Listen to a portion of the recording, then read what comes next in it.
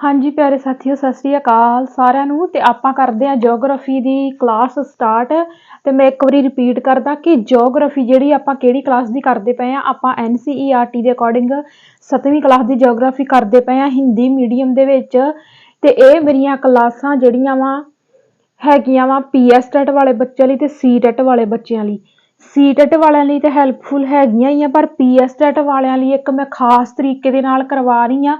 Proper chapter ਜਿਹੜੇ ਨੇ ਉਹ ਰੀਡ ਕੀਤੇ ਜਾਂਦੇ ਨੇ। ਚੈਪਟਰ ਰੀਡ ਕਰਨ ਦੇ ਨਾਲ ਹੀ ਜਿਹੜਾ ਅਸੀਂ PSTET ਵਾਲਿਆਂ ਨੇ ਪੁਆਇੰਟ ਇਹਦੇ ਵਿੱਚੋਂ ਕੋਈ ਕੱਢਣਾ ਹੁੰਦਾ, ਸਮਝਣਾ ਹੁੰਦਾ ਵਾ, ਉਹ ਪੰਜਾਬੀ 'ਚ ਟਰਾਂਸਲੇਟ ਕਰਕੇ ਬੋਰਡ ਤੇ ਲਿਖਿਆ ਜਾਂਦਾ ਵਾ। ਸੋ ਇਹ ਕਲਾਸਾਂ ਜਿਹੜੀਆਂ ਨੇ ਮੇਰੀਆਂ ਉਹ ਤੁਹਾਡੇ ਲਈ ਬਹੁਤ ਜ਼ਿਆਦਾ ਇੰਪੋਰਟੈਂਟ ਆ।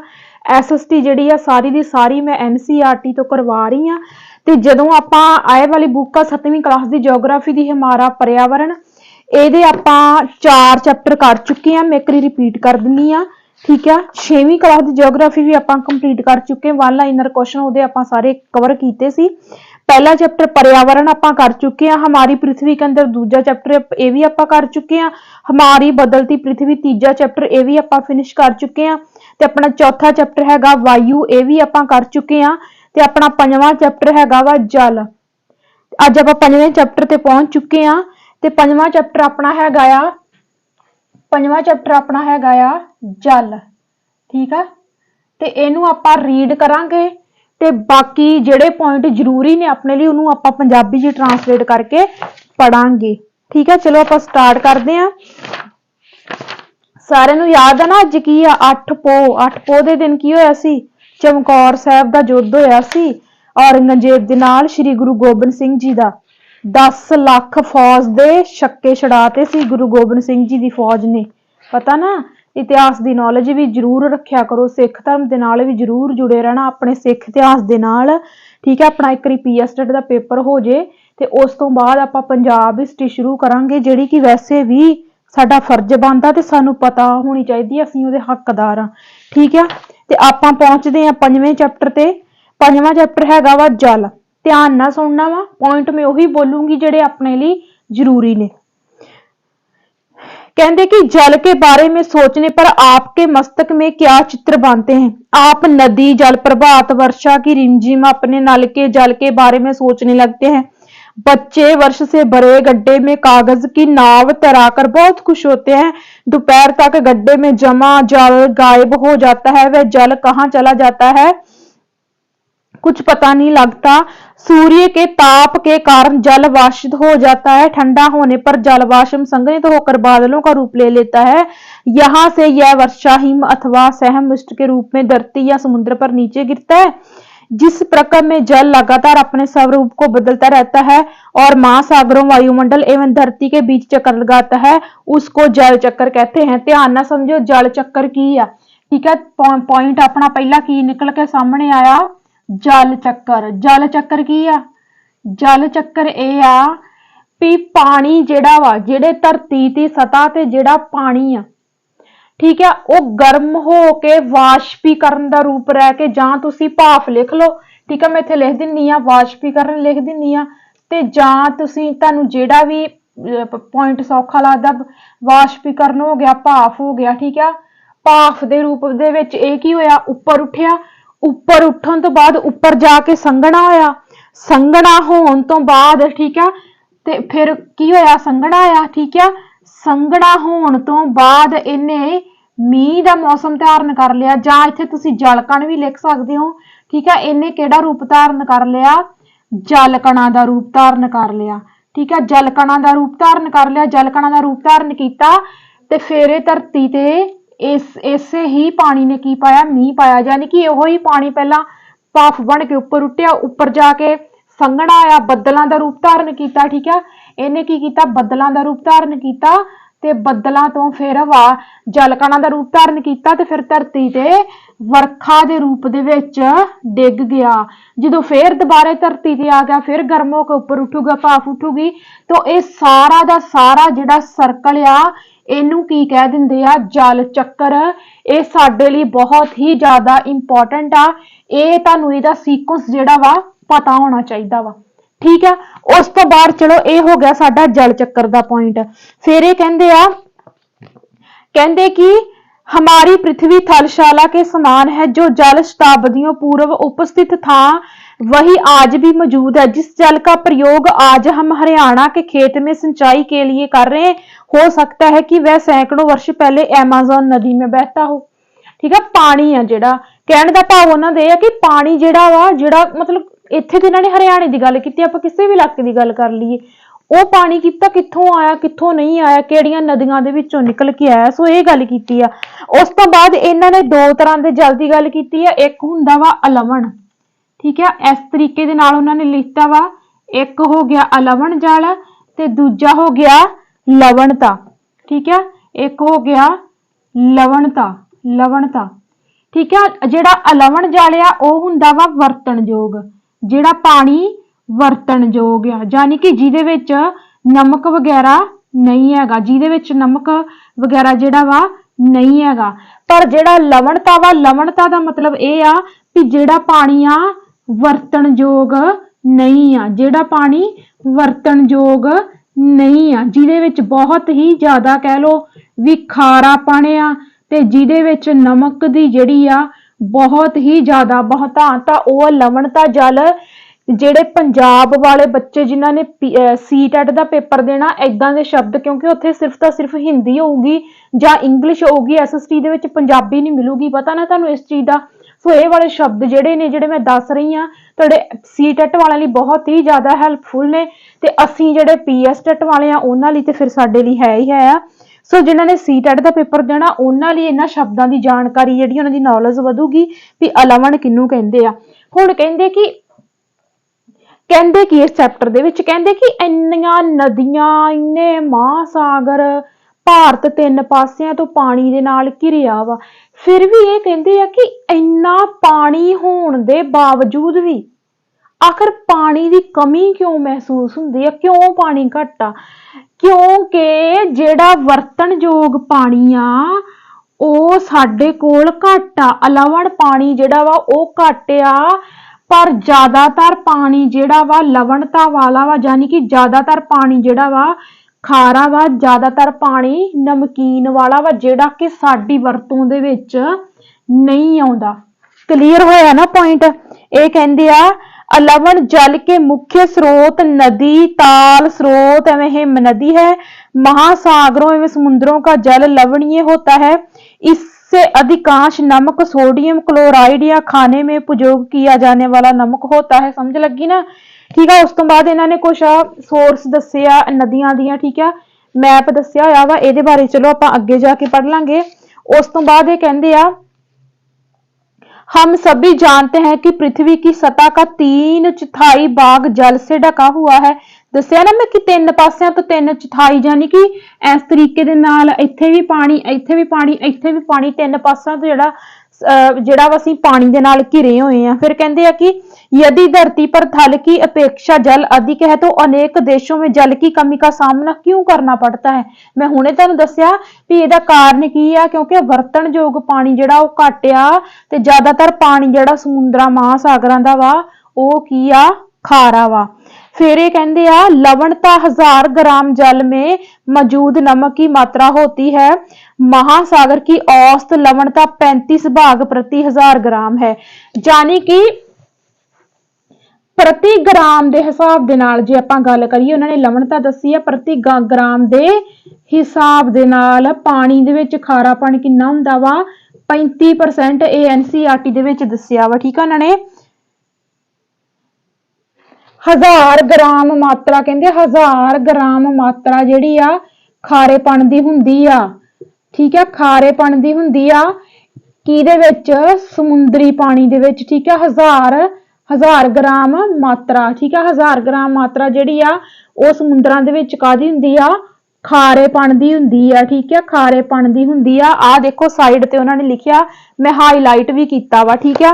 उस तो बाद इन्होंने दस्सिया वा महासागर जिहड़ा वा, ठीक है, एक मिनट मैं इत्थे लिख दिन्नी आ प्रतिशत जिहड़े जिन्ने क तुसीं याद रख सकदे हो ओने क रख लिओ, ठीक है। 4-5 मैं करा दिन्नी आ मेन, ठीक है।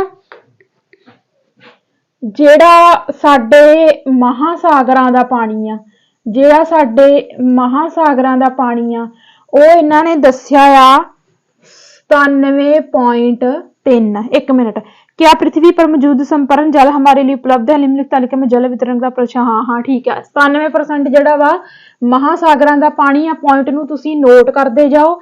ਉਸ ਤੋਂ ਬਾਅਦ ਦੂਜੇ ਨੰਬਰ ਤੇ ਇਹਨਾਂ ਨੇ ਦਿੱਤਾ ਵਾ ਬਰਫ਼, ਜਿਹੜਾ ਮਤਲਬ ਗਲੇਸ਼ੀਅਰ ਹੁੰਦੇ ਆ, ਜਾਂ ਤੁਸੀਂ ਬਰਫ਼ ਵਾਲਾ ਪਾਣੀ ਕਹਿ ਸਕਦੇ ਆ, ਹਨਾ।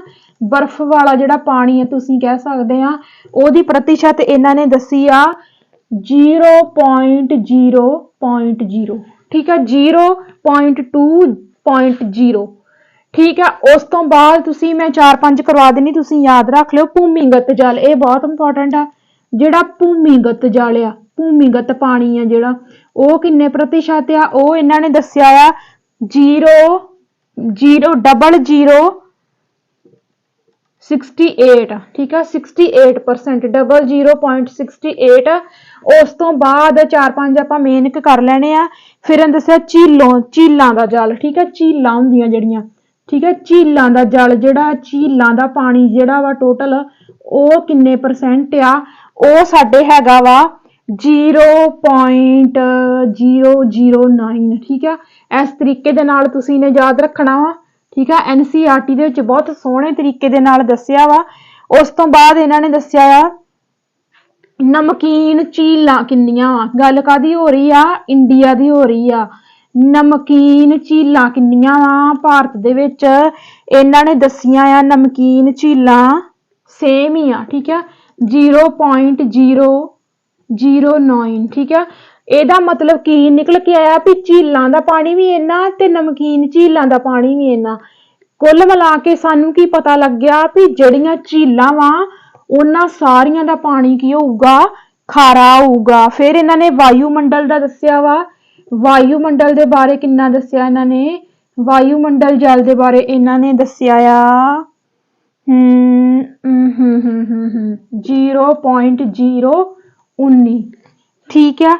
ਇਹਨਾਂ ਨੂੰ ਤੁਸੀਂ ਕੋਈ ਮਤਲਬ ਕਹਿ ਲਓ ਵੀ ਕੋਈ ਏਦਾਂ ਦਾ ਰੈਂਡਮ ਡਾਟਾ ਜਿਹੜਾ ਹੁੰਦਾ ਵਾ ਉਹ ਸਾਨੂੰ ਯਾਦ ਕਰਨਾ ਪੈਂਦਾ ਵਾ। ਇਹਨੂੰ ਤੁਸੀਂ ਯਾਦ ਰੱਖਿਓ, ਇਹ ਬਹੁਤ ਹੀ ਜ਼ਿਆਦਾ ਇੰਪੋਰਟੈਂਟ ਆ।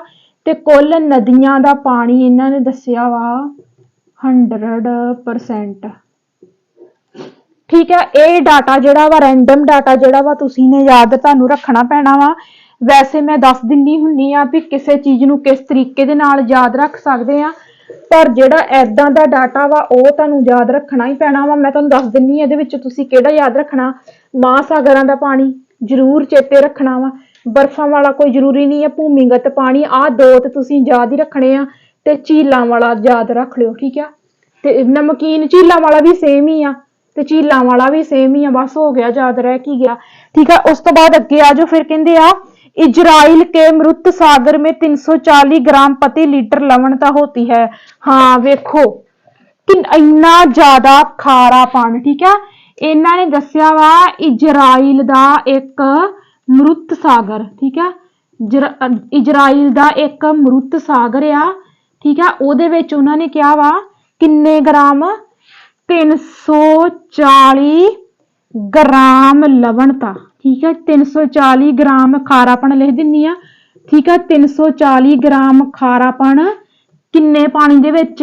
प्रति लीटर दे हिसाब दे नाल, ठीक है, प्रति लीटर दे हिसाब नाल, प्रति लीटर दे हिसाब नाल। ये पॉइंट नूं तुसीं ने याद रखना वा। NCERT दे विच दित्ते इहो जे पॉइंट साडे लई बहुत ही ज्यादा इंपॉर्टेंट ने, ठीक है।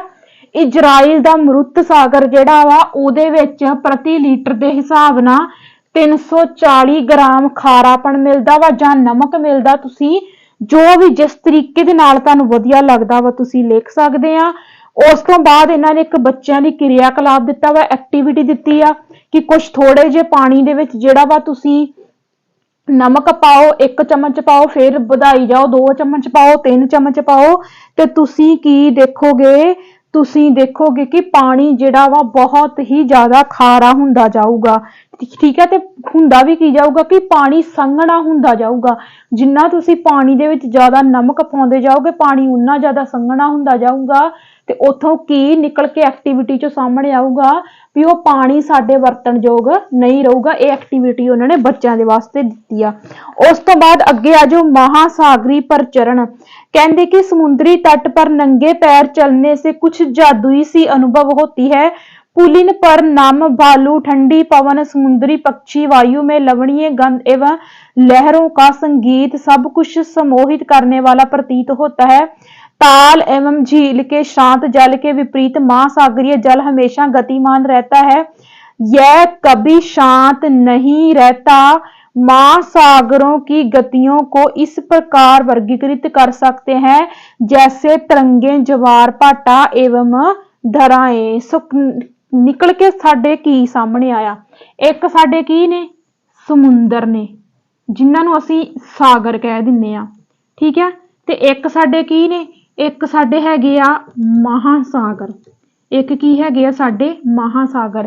कहंदे जदों असी समुंदर दे कंढे ते चलांगे, कंढे ते जदों असी चलांगे ते सानू कुछ ना दलदला जा फील हुंदा, पोला पोला जा जिवें कॉटन हुंदा, रूह हुंदा, सानू कुछ दलदला जा फील हुंदा। हुण जेड़े तां तुरे फिरे होणगे समुंदर दे कंढे ते, हना, जिन्हां ने उत्थे इधर उधर तुरे फिरे होणगे, जिन्हां ने गए होणगे हना इहो ਜਿਹੇ इलाके च, ਉਹਨਾਂ ਨੂੰ पता होगा। वैसे मैं भी नहीं गई, ठीक है। कहने का भाव कि समुंदर ते कंढे ते जदों ही चलांगे तो सानू कोई जादू जिहा अनुभव होगा, पोला पोला जिहा रूह वांगू लगूगा, ठीक है। इन्हां ने कहा वा कि समुंदर दे कंढे ते ज्यादा नजारा वखरा ही हुंदा वा। कहंदे ठंडियां हवावां हुंदियां वा, समुंदरी पंछी इधर उधर उड़दे फिरदे आ, हना, ते मनमोहित पंछियां दे संगीत सुनन नूं मिलदे आ। पर इहदे उल्ट इन्हां ने कहा वा कि महासागरां दा जेड़ा पानी आ ਉਹ हमेशा की रहिंदा है, हमेशा गतिमान रहिंदा है, हमेशा गतिमान रहिंदा वा। कहण दा भाव भी हमेशा चलदा रहिंदा वा। ते महासागर ते कंढे ते जाके तुरना फिरना खतरे तो खाली नहीं आ। समुंदर दे मुकाबले जां सागर दे मुकाबले, ਇਹ ਗੱਲ ਇਹਨਾਂ ਨੇ ਇੱਥੇ ਸਾਨੂੰ ਸਮਝਾਉਣ ਦੀ ਕੋਸ਼ਿਸ਼ ਕੀਤੀ ਆ। ਉਸ ਤੋਂ ਬਾਅਦ ਇਹ ਕਹਿੰਦੇ ਆ 22 ਮਾਰਚ ਨੂੰ ਵਿਸ਼ਵ ਜਲ ਦਿਵਸ ਮਨਾਇਆ ਜਾਂਦਾ ਹੈ, ਠੀਕ ਹੈ। 22 ਇਹਨਾਂ ਨੇ ਦੱਸਿਆ ਵਾ 22 ਮਾਰਚ, ਠੀਕ ਹੈ। 22 ਮਾਰਚ ਇਹੋ ਜਿਹੇ ਮੈਂ ਜਿਹੜੇ ਵੀ ਟੌਪਿਕ ਦੇ ਨਾਲ ਆਪਾਂ ਸੰਬੰਧਿਤ ਗੱਲ ਕਰ ਰਹੀ ਹੋਈਏ ਤੇ ਮੈਂ ਜ਼ਰੂਰ ਦੱਸਦੀ ਹੁੰਨੀ ਆ ਵੀ ਕਿਹੜਾ ਦਿਨ ਇਹਦਾ ਕਦੋਂ ਮਨਾਇਆ ਜਾਂਦਾ ਵਾ। 22 ਮਾਰਚ ਨੂੰ ਜਿਹੜਾ ਵਾ ਵਿਸ਼ਵ ਜਲ ਦਿਵਸ ਮਨਾਇਆ ਜਾਂਦਾ ਵਾ, ठीक है। ते इन्हू नू तुसी जरूर याद रखना वा। फिर ये कहंदे आ अगले पॉइंट ते जाने आ। अगे इन्हां ने क्या आ, कहंदे तरंगे। इस तो बाद इन्हां ने किहदी गल कीती आ, तरंगां दी, ठीक है।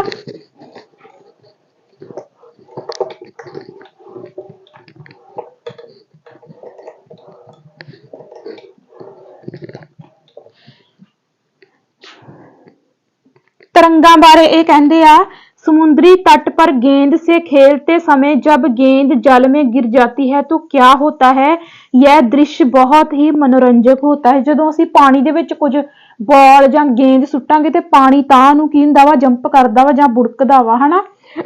ते फिर की हुंदा वा, जब महासागरीय सतह पर जल लगातार उठता और गिरता है उन्हें तरंगे कहते हैं। तरंगा की आ, समझो इस चीज नूं, जदों पानी की आ, पानी उपर उठदा वा, ठीक है। पानी उपर उठन दी गति, ठीक है। उपर उठन दी तुसी स्थिति लिख सकदे आ। पानी उपर उठन दी स्थिति अते हेठां डिग्गण दी स्थिति, हेठां डिग्गण दी स्थिति। इहनूं असीं की कह दिन्ने आ, इहनूं असीं की कह दिन्ने आ, इहनूं असीं तरंगां कह दिन्ने आ। समझ आई कंसैप्ट दी। उस तो बाद इन्हां ने तरंगां बारे की दस्सिया वा, कहंदे आ तूफान में तेज वायु चलने पर विशाल तरंगे उत्पन्न होती है। यानी कि जो तूफान आउंदा, हवावां ज्यादा तेज हुंदियां वा ते कहंदे कि उदों तूफान जिहड़ा तरंगां उत्पन्न हुंदियां, उदों तरंगां उठदियां। इनके कारण अत्यधिक विनाश हो सकता है। भूकंप, ज्वालामुखी, अधुगार या जल के नीचे भूस्खलन के कारण महासागरीय जल अत्यधिक विस्थापित होता है। इसके परिणाम स्वरूप 15 मीटर तक की ऊंचाई वाली विशाल ज्वारीय तरंगे उठ सकती हैं, ठीक है। कहंदे भी ये जिहड़ियां तरंगां उठदियां वा ਜ਼ਿਆਦਾ ਤੂਫਾਨ ਦੇ ਨਾਲ। ਠੀਕ ਆ, ਅਗਲਾ ਪੁਆਇੰਟ ਇਹਨਾਂ ਨੇ ਕੀ ਦਿੱਤਾ ਵਾ, ਜਦੋਂ ਜ਼ਿਆਦਾ ਤੂਫਾਨ ਆਉਂਦੇ ਆ, ਠੀਕ ਆ, ਜ਼ਿਆਦਾ ਤੂਫਾਨ ਆਉਣ ਤੇ ਇਹ ਕੀ ਕਰ ਸਕਦੀਆਂ ਵਾ, ਜ਼ਿਆਦਾ ਤੂਫਾਨ ਆਉਣ ਤੇ ਇਹ ਠੀਕ ਆ ਉਹਨਾਂ ਦੇ ਨਾਲ ਕੀ ਹੋ ਸਕਦਾ ਵਾ, ਕਹਿ ਲਓ ਵੀ ਸੁਨਾਮੀ ਆ ਸਕਦੀ ਆ, ਜ਼ਿਆਦਾ ਆਉਣ ਤੇ ਸੁਨਾਮੀ ਆ ਸਕਦੀ ਆ। ਠੀਕ ਆ, ਤੇ ਜਦੋਂ ਸੁਨਾਮੀ ਆਊਗੀ ਤੇ ਠੀਕ ਹੈ, ਸੁਨਾਮੀ ਆਊਗੀ ਤੇ ਫਿਰ ਕੀ ਹੋਊਗਾ, ਨੁਕਸਾਨ ਹੋਊਗਾ। ਫਿਰ ਕੀ ਹੋਊਗਾ, ਨੁਕਸਾਨ ਹੋਊਗਾ। ਫਿਰ ਕੀ ਹੋਊਗਾ, ਨੁਕਸਾਨ ਹੋਊਗਾ। ਠੀਕ ਆ, ਕੀ ਲਿਖਤਾ ਆਪਾਂ, ਜ਼ਿਆਦਾ ਤੂਫਾਨ ਆਉਣ ਤੇ ਸੁਨਾਮੀ ਆ ਸਕਦੀ ਤੇ ਫਿਰ ਨੁਕਸਾਨ ਹੋਊਗਾ। ਠੀਕ ਆ, 15 ਮੀਟਰ ਦੀ ਉਚਾਈ ਤੱਕ, 15 ਮੀਟਰ ਦੀ ਉਚਾਈ ਤੱਕ ਇਹ ਤਰੰਗਾਂ ਉੱਠ ਸਕਦੀਆਂ ਵਾ। ਠੀਕ ਆ, ਇੱਥੇ ਇਹਨਾਂ ਨੇ ਦੱਸਿਆ ਵਾ 15 ਮੀਟਰ ਤੱਕ ਦੀ ਉਚਾਈ। ਹਾਂ, ਸੁਨਾਮੀ ਕਿਹਨੂੰ ਕਹਿੰਦੇ ਆ, ਠੀਕ ਹੈ, ਤਰੰਗਾਂ। ਇਹੀ ਤਰੰਗਾਂ ਨੂੰ ਸੁਨਾਮੀ ਕਦੋਂ ਕਿਹਾ ਜਾਂਦਾ ਵਾ, ਜਦੋਂ ਇਹੀ ਤਰੰਗਾਂ 15 ਮੀਟਰ ਦੀ ਉਚਾਈ ਤੇ ਚਲ ਜਾਂਦੀਆਂ ਵਾ, ਉਦੋਂ ਇਹਨਾਂ ਲਈ ਸੁਨਾਮੀ ਸ਼ਬਦ ਵਰਤਿਆ ਜਾਂਦਾ ਵਾ। ਸੁਨਾਮੀ ਸ਼ਬਦ ਜਿਹੜਾ ਵਾ ਜਾਪਾਨੀ ਭਾਸ਼ਾ ਦਾ ਸ਼ਬਦ ਆ, ਇਹਨੂੰ ਵੀ ਤੁਸੀਂ ਯਾਦ ਰੱਖਣਾ। ਸੁਨਾਮੀ ਸ਼ਬਦ ਜਿਹੜਾ ਵਾ ਕਿਹੜੀ ਭਾਸ਼ਾ ਦਾ ਸ਼ਬਦ ਆ, ਜਾਪਾਨੀ ਭਾਸ਼ਾ ਦਾ ਸ਼ਬਦ ਆ। ਠੀਕ ਆ, ਜਾਪਾਨੀ ਭਾਸ਼ਾ ਦਾ ਸ਼ਬਦ ਆ, ਇਹਨੂੰ ਤੁਸੀਂ ਯਾਦ ਰੱਖਣਾ। ਤੇ ਇਹਦਾ ਅਰਥ ਕੀ ਆ, ਇਹਦਾ ਅਰਥ ਇਹਨਾਂ ਨੇ ਇੱਥੇ ਦੱਸਿਆ ਆ, ਪ੍ਰੋਤਾਸ਼ੀ ਤਰੰਗੇ। ਠੀਕ ਹੈ, ਪ੍ਰੋਤਾਸ਼ੀ ਇਸ ਤਰ੍ਹਾਂ ਦੇ ਨਾਲ ਲਿਖਿਆ, ਮੈਂ ਤੁਹਾਨੂੰ ਦੱਸ ਦਿੰਨੀ ਆ, ਪੰਜਾਬੀ ਦੇ ਵਿੱਚ ਦੱਸ ਦਿੰਨੀ ਆ, ਪ੍ਰੋਤਾਸ਼ੀਏ ਤਰੰਗੇ। ਪ੍ਰੋਤਾਸ਼ੀਏ ਤਰੰਗੇ ਮਤਲਬ ਉਹ ਤਰੰਗਾਂ, ਕੋਈ ਏਦਾਂ ਦਾ ਪਾਣੀ ਦਾ ਚੱਕਰ, ਪਾਣੀ ਦਾ ਉੱਪਰ ਉੱਠਣਾ ਹੇਠਾਂ ਡਿੱਗਣਾ, ਉਹਨੂੰ ਕੀ ਕਹਿ ਦਿੰਦੇ ਆ, ਪ੍ਰੋਤਾਸ਼ੀਏ ਤਰੰਗੇ। ਤੇ ਸੁਨਾਮੀ ਕਿਹੜੀ ਭਾਸ਼ਾ ਦਾ ਸ਼ਬਦ ਆ, ਜਾਪਾਨੀ ਭਾਸ਼ਾ ਦਾ ਸ਼ਬਦ ਆ। ਇਹਨੂੰ ਤੁਸੀਂ ਯਾਦ ਰੱਖਣਾ। ਤਰੰਗਾਂ ਨੂੰ ਹੀ ਸੁਨਾਮੀ ਕਦੋਂ ਕਹਿੰਦੇ ਆ, ਜਦੋਂ 15 ਮੀਟਰ ਦੀ ਉਚਾਈ ਤੱਕ ਤਰੰਗਾਂ ਉੱਪਰ ਉੱਠ ਜਾਂਦੀਆਂ, ਉਦੋਂ ਉਹਨਾਂ ਲਈ ਸੁਨਾਮੀ ਸ਼ਬਦ ਜਿਹੜਾ ਵਾ ਵਰਤਿਆ ਜਾਂਦਾ ਵਾ। ਫਿਰ ਇਹ ਕਹਿੰਦੇ ਆ, अब तक का सबसे विशाल सुनामी 150 मीटर मापा गया था। यह तरंगे 700 किलोमीटर प्रति घंटे से अधिक की गति से चलती हैं। ਹੁਣ ਤੱਕ ਕਿੰਨੇ ਮੀਟਰ ਤੱਕ ਦੀ ਉਚਾਈ ਤੇ ਸੁਨਾਮੀ ਲਹਿਰਾਂ ਆਈਆਂ, ਯਾਨੀ ਕਿ ਤਰੰਗਾਂ। ਠੀਕ ਆ, 150 ਤੇ ਕਹਿੰਦੇ ਕਿ 150 ਮੀਟਰ ਦੀ ਉਚਾਈ ਤੱਕ ਹੁਣ ਤੱਕ ਤਰੰਗਾਂ ਆ ਚੁੱਕੀਆਂ ਵਾ। ਠੀਕ ਆ, 150 ਮੀਟਰ ਦੀ ਉਚਾਈ ਤੱਕ, 150 ਮੀਟਰ ਦੀ ਉਚਾਈ ਤੱਕ ਹੁਣ ਤੱਕ ਤਰੰਗਾਂ ਜਿਹੜੀਆਂ ਵਾ ਮਾਪੀਆਂ ਜਾ ਚੁੱਕੀਆਂ ਵਾ। ਠੀਕ ਆ, ਫਿਰ ਇਹ ਕਹਿੰਦੇ ਆ, ਇਹਨਾਂ ਦੀ ਰਫ਼ਤਾਰ ਕਿੰਨੀ ਦੱਸੀ ਇਹਨਾਂ ਨੇ, 700 ਕਿਲੋਮੀਟਰ ਪ੍ਰਤੀ ਘੰਟਾ।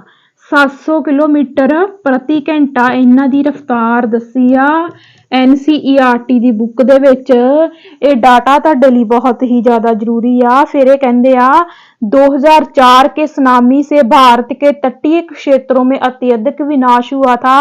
सुनामी के बाद अंडमान और निकोबार द्वीप समूह में इंदिरा पॉइंट डूब गया सी। साडा दक्षिणी पॉइंट की आ, ठीक है, साडा दक्षिणी पॉइंट की आ, इंदिरा पॉइंट। किहड़ा पॉइंट आ, इंदिरा पॉइंट। कहते कि 2004 ਦੇ ਵਿੱਚ ਇਹਨੂੰ ਤੁਸੀਂ ਯਾਦ ਰੱਖਣਾ ਵਾ। ਠੀਕ ਹੈ, 2004 ਦੇ ਵਿੱਚ ਸੁਨਾਮੀ ਆਈ ਸੀ। 2004 ਦੇ ਵਿੱਚ ਸੁਨਾਮੀ ਆਈ ਸੀ ਨਾ ਜਿਹੜੀ, ਉਹਦੇ ਨਾਲ ਭਾਰਤ ਦਾ ਬਹੁਤ ਵਿਨਾਸ਼ ਹੋਇਆ ਸੀ। ਕੀ ਹੋਇਆ ਸੀ, ਭਾਰਤ ਦਾ ਬਹੁਤ ਜ਼ਿਆਦਾ ਵਿਨਾਸ਼ ਹੋਇਆ। ਠੀਕ ਹੈ, ਬਹੁਤ ਜ਼ਿਆਦਾ ਵਿਨਾਸ਼ ਹੋਇਆ।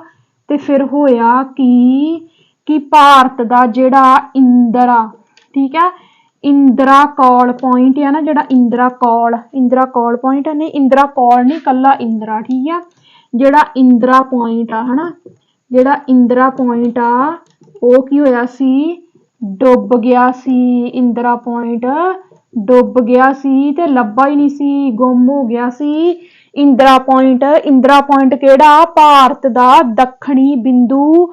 ਇਹ ਕਿੱਥੇ ਆ, ਇਹ ਹੈਗਾ ਵਾ ਅੰਡੇਮਾਨ ਨਿਕੋਬਾਰ ਦੇ ਵਿੱਚ। ਅੰਡੇਮਾਨ ਨਿਕੋਬਾਰ ਦੇ ਵਿੱਚ। ਏਦਾਂ ਦਾ ਡਾਟਾ ਤੁਹਾਨੂੰ ਕਿਤੇ ਨਹੀਂ ਮਿਲਣਾ। PSET ਵਾਲਿਓ, ਜਿੰਨੀਆਂ ਮਰਜ਼ੀ ਅਕੈਡਮੀਆਂ YouTube ਤੇ ਚੈੱਕ ਕਰ ਲਓ, ਏਦਾਂ ਦਾ ਡਾਟਾ ਸਿਰਫ ਤੇ ਸਿਰਫ ਮੇਰੇ ਚੈਨਲ ਤੇ ਕਰਵਾਇਆ ਜਾ ਰਿਹਾ ਵਾ। ਕਲਾਸ ਨੂੰ ਤੁਸੀਂ ਜ਼ਰੂਰ ਸ਼ੇਅਰ ਕਰ ਦਿਓ। 2004 ਦੇ ਵਿੱਚ ਜਿਹੜੀ ਸੁਨਾਮੀ ਆਈ, ਉਹਨੇ ਭਾਰਤ ਦਾ ਬਹੁਤ ਵਿਨਾਸ਼ ਕੀਤਾ।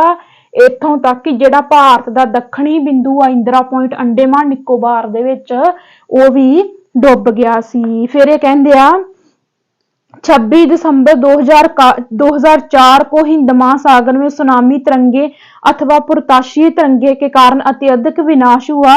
यह तरंगे उस भूकंप का परिणाम थी जिसके अधिकेंद्र सुमात्रा की पश्चिमी सीमा पर था।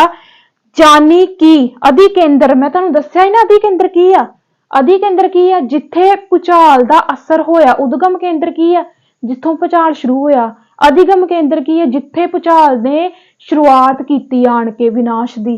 कहण दा भाव असीं इथों की मन के चल सकते हैं, ठीक है, असीं इथों की मन के चल सकते हैं कि 26 दिसंबर 2004 दे विच, ठीक है, 26 दिसंबर, ठीक है, 2004 दे विच 2004 दे विच जिहड़ा भूचाल शुरू होया जां सुनामी जिहड़ी शुरू होई आ ਉਹ कित्थों शुरू होई आ। इन्हां ने इत्थे दस्सिया वा सुमात्रा दे पश्चिमी तट तो, ठीक है, सुमात्रा दे पश्चिमी तट तो, ठीक है, पश्चिमी तट तो, ठीक है, इत्थों शुरू होया सी।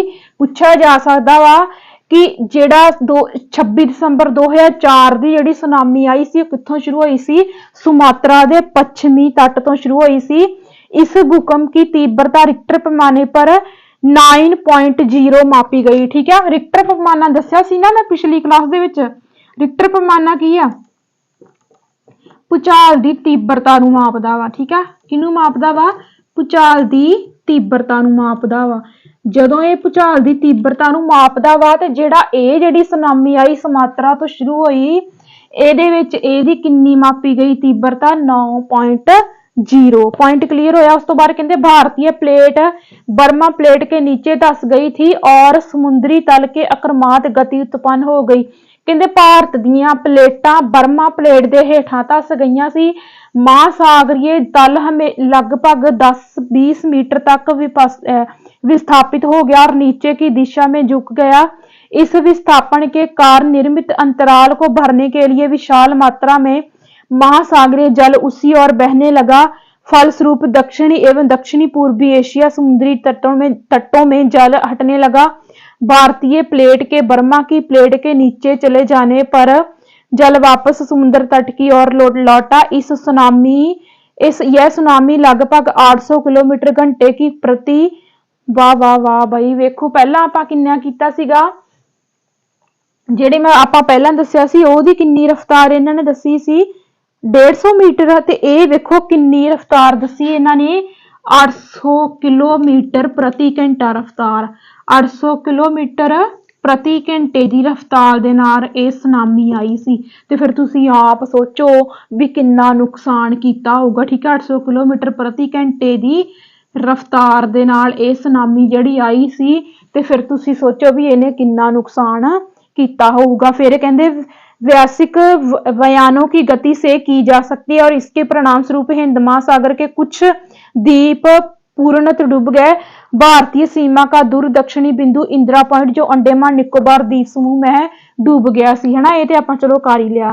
जब सुमात्रा में भूकंप के अधिकेंद्र से तरंगे सुमात्रा की तरफ से अंडमान द्वीप समूह एवं श्रीलंका की ओर बढ़ी यानी कि जो सुमात्रा तो सुनामी जी शुरू हुई है सुमात्रा तो शुरू होके किथे आई भारत दे अंडमान निकोबार द्वीप समूह वाल आई अंडमान निकोबार द्वीप समूह वाल आई फिर श्रीलंका नूं चलेगी क्योंकि जदों असीं अंडमान निकोबार आ साडा भारत है इत्थे साडा अंडमान निकोबार द्वीप समूह इत्थे सानूं इस तरीके दे नाल श्रीलंका दिसदा ना छोटा जा ठीक है कहंदे फिर ये श्रीलंका वाल वधी ते तरंगों की लंबाई कम हो गई जल की गहराई भी कम होने के साथ साथ इनकी गति में 700-900 किलोमीटर घंटे से 70 किलोमीटर घंटे तक कम हो गई। समुद्र तट से सुनामी तरंगे 3 किलोमीटर तक की गहराई तक गई जिनके फलस्वरूप 10,000 से भी अधिक लोगों की मृत्यु हो गई। पूछा जा सकता वा कि यह जिहड़ा सुमात्रा तो 2004 दे विच सुनामी शुरू हुई सी किन्ने लोकां दी मौत हुई सी 10,000 लोकां दी मौत हुई सी ठीक है 10,000 लोकां दी मौत होई सी। इस पॉइंट नूं तुसीं ने याद रखना वा ठीक है। उस तो बाद ये कहंदे आ कि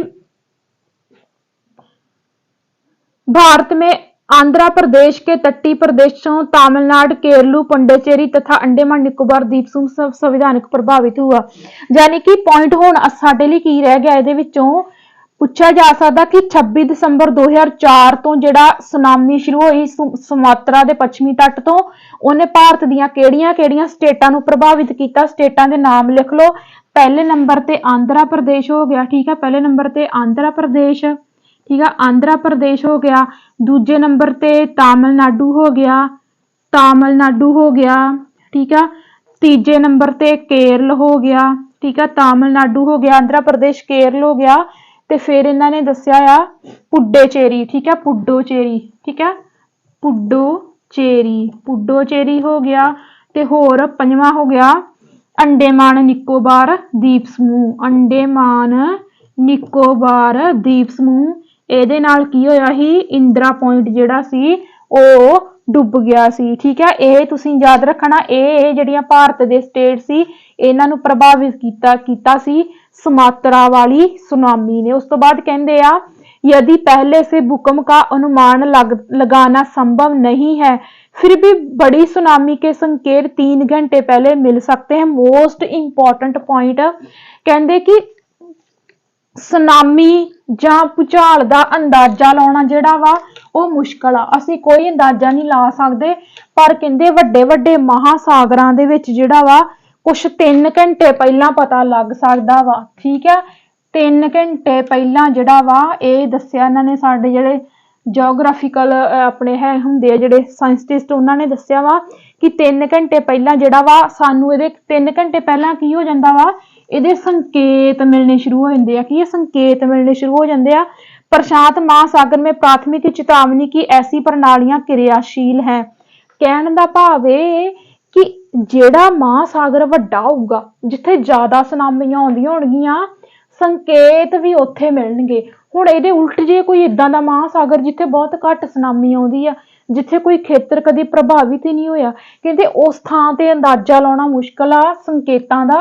पर प्रशांत महासागर की जेकर आपां गल करिए तो कुछ 3 घंटे पहला जिहड़ा वा इन्हां संकेतां दा अंदाजा लाया जा सकदा वा, लेकिन हिंद महासागर में ऐसी कोई सुविधा नहीं। ओही चीज होगी सॉरी, हिंद महासागर जां ओही गल होगी ना भी हिंद महासागर दे विच इदां दीयां सुनामियां बहुत घट आईयां, इस करके ओहो जिहा संकेतां दा अंदाजा लाउणा जिहड़ा वा हिंद महासागर ते घट आ।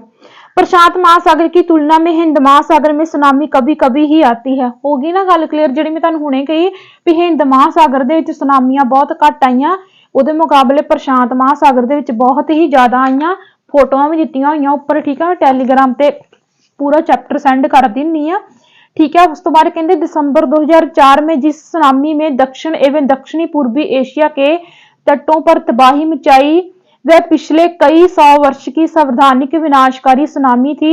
हिंद महासागर में निरीक्षण आरंभिक चेतावनी की प्रणालियों में हिंद महासागर के तटीय निवासियों में जागरूकता की कमी के कारण जीवन एवं संपत्ति की अत्यधिक क्षति हुई।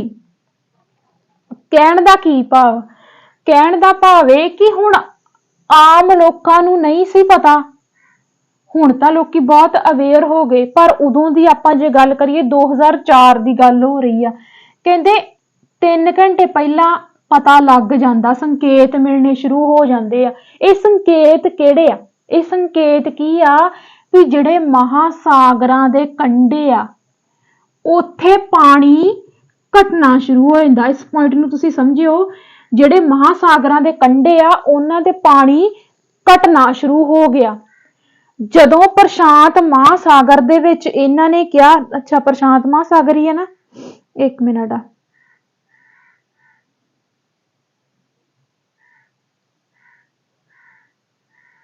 हाँ हिंद महासागर की गल कीती आ। की होया कि क्योंकि हुण जिहड़े प्रशांत महासागर दे कंढियां ते लोकी कोई आपदा जीवन निर्वाह करदे, कुछ भी जिहड़े उत्थों दे कह लो भी मेन हैगे आ हना, उन्हां नूं ते पता है जिहड़े प्रशांत महासागर दा करके, क्योंकि उत्थे ज्यादातर सुनामियां आईयां, उत्थे संकेत भी मिलदे सी। पर उहदे मुकाबले हिंद महासागर दे क्योंकि सुनामियां घट आईयां ते कुछ इदां दे संकेत भी नहीं मिले, जिहदा करके लोकी जिहड़े अवेयर नहीं सी। कहंदे होया कि 2004 दे विच कि हिंद महासागर दे कंढियां ते पानी घटिया। जदों पानी घटिया ते लोकां ने सोचा भी पानी घटिया वा, लोकां नूं पता नहीं लगा, लोकी सगों नेड़े गए, लोकी सगों नेड़े गए भी पानी घटिया वा, पर कहते इक्के-दम ऐदां दी इन्नी वड्डी सुनामी आई कि लोकां नूं रोड़ के लै गई। ते कहते ये नुकसान जिहड़ा इन्ना होया ये सिर्फ ते सिर्फ किहदे नाल होया ही, जागरूकता दी कमी दे कारण, क्योंकि लोकां नूं पता ही नहीं सी इस संकेत दा कि जदों महासागरां दे कंढे ते पानी घटदा वा ते ओहदा संकेत की हुंदा वा कि सुनामी आउण वाली आ। क्लीयर हो गई गल।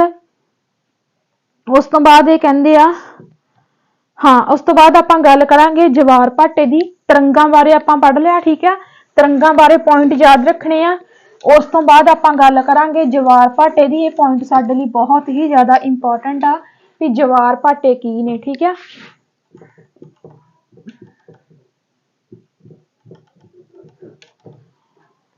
दिन में 2 बार नियम में महासागरीय जल उठना एवं गिरना जवार भाटा कहलाता है, ठीक है। दिन विच 2 बार, ठीक है, दिन विच 2 बार, दिन विच 2 बार पानी दा उठना, पानी दा उठना, किहड़े पानी दा, महासागर दे पानी दा उठना अते हेठां डिगना, इहनूं आपां की कह दिन्ने आ, इहनूं आपां जवार भाटा कह दिन्ने आ, ठीक है। पहला तुहानूं डेफिनेशन पता होनी चाहिए जवार भाटे दी। दिन विच 2 बार, एक बार नहीं, दिन विच 2 बार पानी दा उपर उठना हेठां डिगना, दैट इज जवार भाटा। जब संवैधानिक ऊंचाई तक उठकर जल तट के बड़े हिस्से को डुबो देता है उसे जवार कहते हैं। यानी कि पानी बहुत ही ऊंचाई ते जाके ते कुछ किसे हिस्से नूं डुबो दिंदा, ओनू आपां की कहने आ, ओनू आपां जवार कहने आ। इदां ही सुन के समझ लियो, पानी बहुत ही ज्यादा ऊंचाई ते उठिया, उठ के जदों डिग्गा ते किसे वड्डे हिस्से नूं डुबोता, ओनू आपां की कह दिन्ने आ, जवार कह दिन्ने आ। फिर कहते जब जल अपने नित्यम सतर तक आ जाता है एवं तट से पीछे चला जाता है तो उसे भाटा कहते हैं। यानी कि पानी उठिया ते अपने तट तो पिछे नूं जाके डिग्गा, ओनू आपां की कह दिन्ने आ, ओनू आपां भाटा कह दिन्ने आ। ਇਹ ਤੁਹਾਨੂੰ मैं चैप्टर ਜਿਹੜਾ ਵਾ ਟੈਲੀਗ੍ਰਾਮ ਤੇ ਸੈਂਡ ਕਰੂਗੀ, खुद पढ़ ਲੈਣਾ। ਤੁਸੀਂ ਜਵਾਰ ਤੇ ਭਾਟੇ ਦੇ ਵੱਖਰੇ ਵੱਖਰੇ मीनिंग ਨੂੰ ਤੁਸੀਂ ਨੇ याद ਰੱਖਣਾ। ਉਸ ਤੋਂ ਬਾਅਦ जवार भाटे आउंदे क्यों आ, ठीक है, आउंदे क्यों आ, ਇਹ पॉइंट ਨੂੰ समझियो, ठीक है। इन्हां ने क्या आ, सूर्य एवं चंद्रमा के शक्तिशाली गुरुत्वाकर्षण के बल के कारण पृथ्वी की सतह पर जवार भाटे आते हैं। समझियो इस पॉइंट में, ठीक है। जवार भाटे क्यों आउंदे आ, सूरज हो गया, ठीक है, सूरज ते प्लस चंद्रमा, सूरज प्लस चंद्रमा दी गुरुत्वा आकर्षण, ठीक है, गुरुत्वा आकर्षण बल, इन्हां दा जिहड़ा गुरुत्वा आकर्षण बल लगदा वा ਉਹਦੇ ਕਾਰਨ ਕੀ ਹੁੰਦਾ ਵਾ, ਉਹਦਾ ਕਾਰਨ ਕੀ ਬਣਦਾ ਵਾ, ਉਹਦੇ ਕਾਰਨ ਆਉਂਦੇ ਆ ਸਾਡੇ ਜਵਾਰ ਭਾਟੇ ਆਉਂਦੇ ਆ। ਅੱਗੇ ਵੀ ਇਹਨੂੰ ਹੋਰ ਕਲੈਰੀਫਿਕੇਸ਼ਨ ਇਹਦੀ ਆਪਾਂ ਕਰਾਂਗੇ। कहते जब पृथ्वी का जल चंद्रमा के निकट होता है उस समय चंद्रमा के गुरुत्वाकर्षण बल से जल अभिकृष्ट होता है जिसके कारण उच्च जवार आते हैं। उच्चे समझो इस पॉइंट नूं, तुहानूं ये क्वेश्चन इदां ही बनने आ, कहते उच्चे जवार भाटे कदों आउंदे आ, ठीक है, उच्चे जवार भाटे कदों आउंदे आ, उच्चे जवार भाटे कदों आउंदे आ, जदों धरती दा पानी किहदे नजदीक होवे, जदों धरती दा पानी चंद्रमा दे नजदीक होवे, जदों धरती दा पानी चंद्रमा दे नजदीक होवे उदों उच्चे जवार भाटे आउंदे आ। मोस्ट इंपॉर्टेंट पॉइंट, ठीक है, मोस्ट इंपॉर्टेंट पॉइंट, ठीक है। उस तो बाद कहंदे आ पूर्णिमा एवं अमावस्या के दिनों में सूर्य, चंद्रमा में पृथ्वी तीनों एक सीध में होती हैं और इस समय सबसे ऊंचे जवार उठते हैं, ठीक है। ये तो हो गए उच्चे जवार भाटे। ये कदों आउंदे, जदों धरती का पानी चंद्रमा दे नजदीक हो जाता वा, ठीक है, चंद्रमा दे नजदीक हो जाता वा। हुण इन्हां ने किहदी गल कीती आ, सब तो उच्चे जवार भाटे, सब तो उच्चे जवार भाटे ये कदों आउंदे आ। हुण सानू सारिआं नूं पता भी एक हुंदी आ मत्स्या ते एक हुंदी आ पुन्निया, एक हुंदी आ पुन्निया ते मत्स्या ते पुन्निया वाले दिन की हुंदा वा, साडी धरती, साडा चंद्रमा, साडा सूरज तिन्ने इक्को सेध दे विच आउंदे आ। ते कहंदे जिद्दण इह मत्स्या ते पुन्निया वाले दिन जदों इह तिन्ने इक्को सेध दे विच हुंदे आ उदों ते बहुत ही ज्यादा उच्चे जवार आउंदे आ। समझ लगी। उस तो बाद ये कहते आ, लेकिन जब चांद अपने प्रथम एवं अंतिम चतुर्थांश में होता है तो चांद एवं सूर्य का गुरुत्वाकर्षण बल विपरीत दिशाओं में महासागरीय जल पर पड़ता है, परिणाम स्वरूप निम्न ज्वार भाटा आता है। ऐसे ज्वार को लघु ज्वार भाटा कहते हैं। 1 मिनट मैनू समझ लें दो पहला, फिर मैं तुहानू समझानी। हाँ हाँ ठीक आ। इत्थे इन्होंने की कहने की कोशिश की आ, कहते सूरज ते चंद्रमा जदों इन्हां दा गुरुत्वाकर्षण बल आ, ठीक है, गुरुत्वाकर्षण बल जिहड़ा वा इक्को सेध दे विच जिहड़ा इन्हां दा गुरुत्वाकर्षण बल आ ਉਹ ਇੱਕੋ ਸੇਧ ਵਿੱਚ ਜਾ ਰਿਹਾ। ਮੰਨ ਲਓ ਵੀ ਸੂਰਜ ਦਾ ਬਲ ਵੀ ਇੱਧਰ ਨੂੰ ਹੀ ਜਾ ਰਿਹਾ ਤੇ ਚੰਦਰਮਾ ਦਾ ਵੀ ਇੱਧਰ ਨੂੰ ਜਾ ਰਿਹਾ। ਇਹਨਾਂ ਦਾ ਗੁਰਤਾਕਰਸ਼ਣ ਬਲ ਜਿਹੜਾ ਗ੍ਰੈਵਿਟੀ ਹੈ ਜਿਹੜੀ ਇਹਨਾਂ ਦੀ ਹਨਾ ਜਾਂ ਫੋਰਸ ਜੋ ਵੀ ਆ ਉਹ ਇੱਕੇ ਸਾਈਡ ਨੂੰ ਜਾ ਰਹੀ ਆ। ਉਦੋਂ ਕਿਹੜੇ ਜਵਾਰ ਭਾਟੇ ਆਉਂਦੇ ਆ? ਛੋਟੇ ਜਵਾਰ ਭਾਟੇ ਆਉਂਦੇ ਆ। ਉਦੋਂ ਕਿਹੜੇ ਆਉਂਦੇ ਆ? ਛੋਟੇ ਜਵਾਰ ਭਾਟੇ ਆਉਂਦੇ ਆ। ਹੋਪ ਤੁਹਾਨੂੰ ਇਹ ਪੁਆਇੰਟ ਕਲੈਰੀਫਿਕੇਸ਼ਨ ਇਹਦੀ ਹੋ ਗਈ ਹੋਊਗੀ। ਫਿਰ ਇਹ ਕਹਿੰਦੇ ਆ लघु ज्वार भाटा भी कह सकते हैं तुसीं इहनूं, छोटा ज्वार भाटा भी कह सकते हैं, लघु ज्वार भाटा भी कह सकते हैं। उच्च ज्वार नौचाल में सहायक होता है, नौचांचल में सहायक होता है। यह जल सत्र को तट की ऊंचाई तक पहुंचाते हैं। यह जहाज को बंदरगाह तक पहुंचाने में सहायक होते हैं। मोस्ट इंपॉर्टेंट पॉइंट जेड़े लघु ज्वार भाटे आ कादे लई मददगार ने? जेड़े जहाज हुंदे आ ना, जहाजां नूं, ठीक है, जहाजां नूं बंदरगाहां तक पहुंचाउण विच सहायक हुंदे आ। जहाजां नूं बंदरगाहां तक पहुंचाउण विच सहायक हुंदे आ। किहड़े ज्वार भाटे? लघु ज्वार भाटे। मोस्ट इंपॉर्टेंट पॉइंट, लघु ज्वार भाटे कदों आउंदे आ? ਜਦੋਂ सूरज ते चंद्रमा ਦਾ ਗੁਰਤਾਕਰਸ਼ਣ ਬਲ ਇੱਕੇ ਦਿਸ਼ਾ ਵਿੱਚ ਲੱਗਦਾ ਵਾ ਉਦੋਂ ਛੋਟੇ ਜਵਾਰ ਭਾਟੇ ਆਉਂਦੇ ਆ। ਤੇ ਇਹ ਜਿਹੜੇ ਛੋਟੇ ਜਾਂ ਲਘੂ ਜਵਾਰ ਭਾਟਾ ਵਾ ਕਾਦੇ ਲਈ ਮਦਦਗਾਰ ਨੇ? ਜਹਾਜ਼ਾਂ ਨੂੰ ਉਹਨਾਂ ਦੀਆਂ ਬੰਦਰਗਾਹਾਂ ਤੱਕ ਪਹੁੰਚਾਉਣ ਦੇ ਵਿੱਚ ਸਹਾਇਕ ਨੇ। Most important point. फिर ये कहते हैं उच्च ज्वार मछली पकड़ने में भी मददगार होते हैं। जेडे उच्चे ज्वार भाटे आ वाले, ठीक है, ये कादे वास्ते मददगार ने?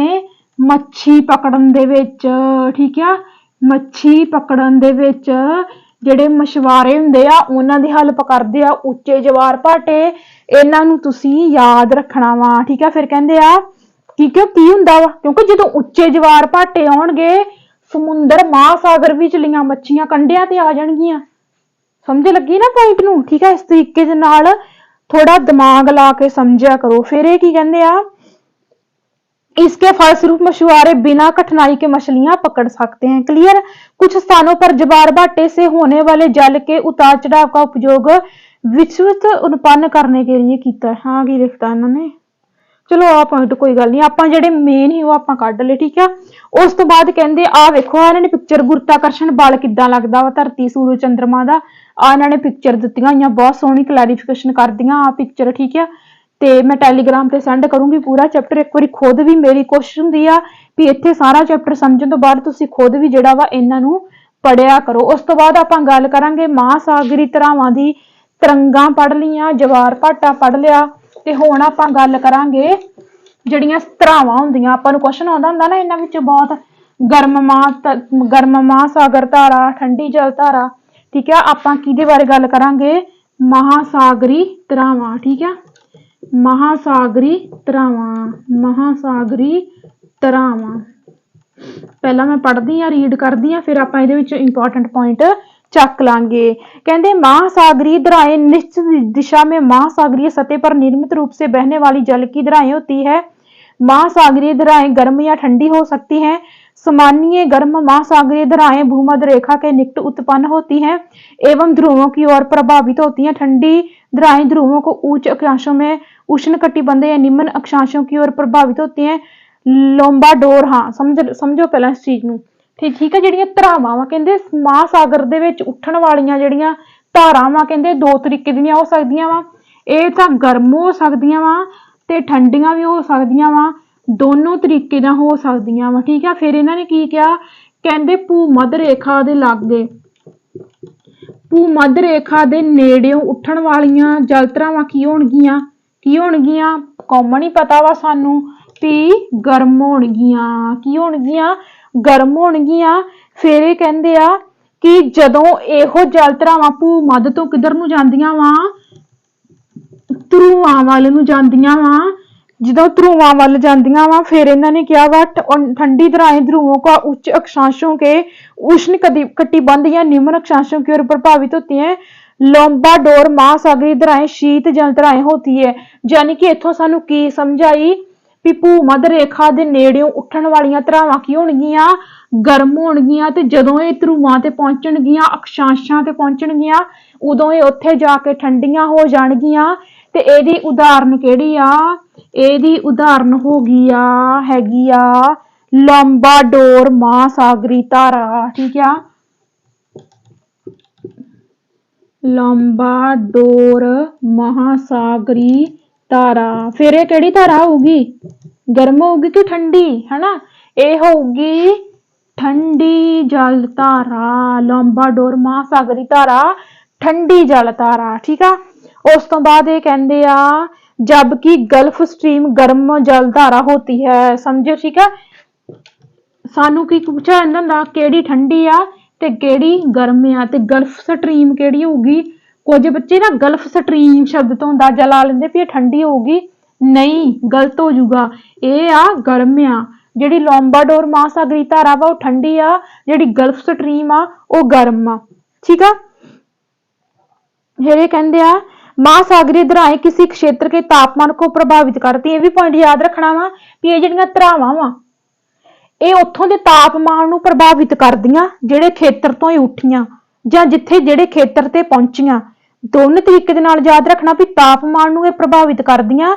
ਕੀ ਹੁੰਦਾ ਵਾ ਕਿ ਗਰਮ ਧਾਰਾਵਾਂ ਸੇ ਕੀ ਹੋਊਗਾ? ਜੇ ਤਾਂ ਕੋਈ ਗਰਮ ਜਲ ਧਾਰਾ ਵਾ ਉਹਦੇ ਨਾਲ ਉਸ ਜਗ੍ਹਾ ਦਾ ਤਾਪਮਾਨ ਕੀ ਹੋ ਜਾਊਗਾ? गर्म के ठंडा हो जाऊगा? गर्म हो जाऊगा। ते जे कोई ठंडी जल धारा वा उत्थे तापमान की हो जाऊगा? उत्थे तापमान ठंडा हो जाऊगा। समझ लगी? इजी आ बहुत। फिर कहते जिस स्थान पर गर्म एवं शीत जल धाराएं मिलती है वह स्थान विश्व भर में सर्वोत्तम मतरेन क्षेत्र माना जाता है। जापान के आसपास एवं उत्तर अमेरिका के पूर्वी तट इसके कुछ उदाहरण हैं। हाँ, मतलब कहण दा भाव इन्हां ने इत्थे की दस्सिया वा, कहंदे ओ स्थान जिथे गर्म जल धारा भी होगी ते ठंडी जल धारा भी होगी ते गर्म जल धारा भी होगी, उत्थे तापमान जिहड़ा वा गर्म भी होऊगा, ठंडा भी होऊगा, निमन, जिहनूं असीं निमन कह सकदे आ। निमन तापमान होऊगा, निमन तापमान। फिर आपां की अंदाजा ला सकदे आ भी ना गर्मी ते ना सर्दी, ना गर्मी ते ना सर्दी। ਇਹ ਕਿਹੜੇ ਇਲਾਕੇ ਦੀਆਂ ਉਦਾਹਰਨਾਂ ਇਹਨਾਂ ਨੇ ਇੱਥੇ ਲਿਖੀਆਂ ਵਾ? ਜਾਪਾਨ ਹੋ ਗਿਆ। ਠੀਕ ਹੈ, ਜਾਪਾਨ ਤੇ ਉੱਤਰੀ ਅਮਰੀਕਾ। ਜਾਪਾਨ ਅਤੇ ਉੱਤਰੀ ਅਮਰੀਕਾ ਦੇ ਜਿਹੜੇ ਪੂਰਬੀ ਤੱਟ ਨੇ। ਠੀਕ ਹੈ, ਜਾਪਾਨ ਤੇ ਉੱਤਰੀ ਅਮਰੀਕਾ ਦੇ ਕਿਹੜੇ ਤੱਟ?